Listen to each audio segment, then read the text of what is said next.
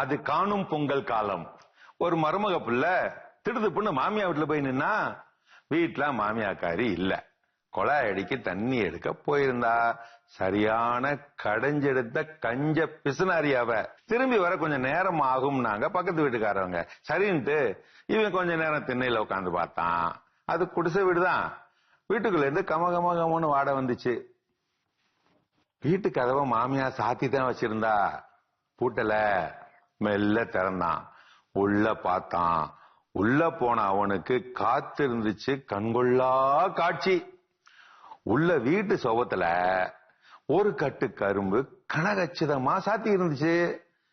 இன்னும் கட்டு பிரிக்காம. பக்கத்துல ஒரு பித்தளை பானை நிறைய குழிப்பணியாரம் நிரம்பி கிடந்துச்சு. பார்க்க குறு குறு குறுன்னு. நடுவீட்டுல சொலவு நிறைய சீரக சம்பா சோறு ஆறிக்கிட்டு இருந்துச்சு. பார்க்க பச்சை பிள்ளைய பல்லு கணக்கா. அடுத்து அடுப்பு கங்குல கனகன தலை தலைன்னு கொதிச்சுக்கிட்டு இருந்துச்சு நாட்டுக்கோழி குழம்பு. ஆளைய அட்டிச்சு தூக்குற வாசனையோட. எல்லாத்தையும் பார்த்தவன் புல்லரிச்சு போயிட்டான். டன்னு கணக்குல எச்சில ஊற விட்டுக்கிட்டான். ஆஹா, இன்னைக்கு நமக்கு செம விருந்துதான். நம்ம மாமியான்னா மாமியாதான், எனக்கு கொடுத்து வச்ச மாமியாதான் அப்படின்னு மாமியா பரம்பரையே மெச்சிக்கிட்டு கமுக்கம்மா கதவை சாத்திவிட்டு ஒண்ணும் தெரியாத மாதிரி பொத்தனாப்புல கம்முன்னு வெளியே உட்காந்துக்கிட்டான். இது தெரியாத மாமியாக்காரி தண்ணி குடத்தோட வந்தா. தலையில ரெண்டு கக்கத்துல ஒண்ணுன்னு. மருமகனை பார்த்து விட்டு பாசமா வரவேத்தா. ஓடி போய் ஒத்தாசையா குடத்தை இறக்கி வச்சான். விருந்து இருக்குல்ல, வாங்க மருமகனே, வாங்க வாங்க, என்னைக்கு வராத மாப்பிள்ள இப்படி துடுதுப்புன்னு வந்திருக்கீங்களே, சாப்பிடுறீங்களா? இவன் ஆமாங்கிற மாதிரி கம்முன்னு நின்னான்.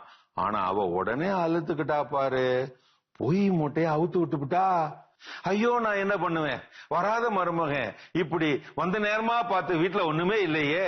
அந்த பாழா போன மனுஷன் பாடையில போன பிறகு வீட்டுல நயா பைசா தங்கறது இல்லையே. நல்ல நாள் அதுவுமா நீங்க வந்து நிக்கிறீங்க. இப்ப நான் என்ன செய்வேன்? கொஞ்சம் உட்காருங்க மாப்பிள்ள, நான் போய் யார்ட்டையாவது கொஞ்சம் காசு கடன் கேட்டு வர்றேன்.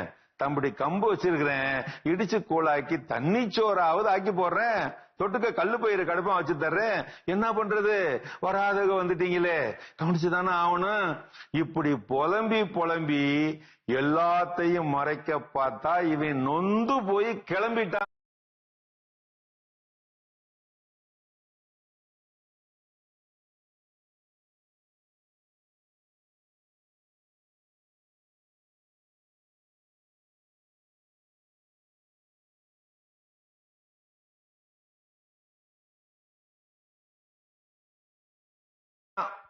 சரி, அப்புறம் என்னாச்சு? நாளை